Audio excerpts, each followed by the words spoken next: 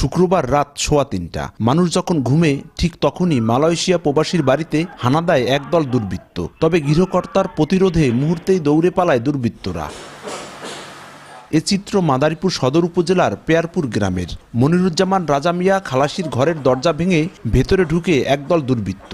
পরিবারের লোকজনের ডাক চিৎকারে পিছু হটতে বাধ্য হয় তারা। পালিয়ে যাওয়ার সময় একাধিক বোমা বিস্ফোরণ করে দুর্বৃত্তরা। তো আমি যে আমার হাতে একটা দাও নিয়ে বের হয়েছিলাম আমি রুম থেকে, তো আমি দেখেই প্রথমে আমি কোপ দেওয়া শুরু করছি। ওরাও দুজন আমাকে কোপ দিছে, কিন্তু ওদেরটা লাগে নাই, আলহামদুলিল্লাহ সেফ ছিলাম। আইসা দেখি ওইখানে একটা বোমা, ওই বোমার বিস্ফোরণ করছে, মানে বন্ধ হয়, অনেক কাগজ পাওয়া গেছে। আমরা পাড়া প্রতিবেশী খুবই আতঙ্কিত আছি। সরকারের কাছে আবেদন, যেটা তদন্ত করে আসামি ধরা হোক, ধরে আমাদের একটু নিরাপত্তা থাকার ব্যবস্থা করে দেখ।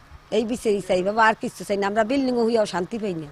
এদিকে এই ঘটনার পর এলাকা জুড়ে বিরাজ করছে আতঙ্ক। দুর্বৃত্তদের চিহ্নিত করে আইনের আওতায় আনার আশ্বাস দিয়েছে পুলিশ। এই ঘটনাটি আমাদের আসলেও তদন্তাধীন আছে। মূল কি হয়েছিল, অ্যাকচুয়াল কি ঘটনা ঘটেছিল, সেটা আমরা অনুসন্ধান করে তদন্ত করে বের করতে পারবো। এর আগে গত বছরের 1 জানুয়ারি শিবচর পৌরসভার থানামোড় এলাকার বিআরবি কেবলের শোরুমে ডাকাতির ঘটনা ঘটে। এ সময় লুট হয় 60 লাখ টাকার মালামাল।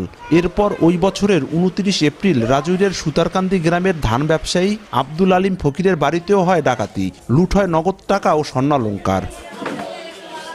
সঞ্জয় কর্মকার, অভিজিৎ, সময় সংবাদ, মাদারীপুর।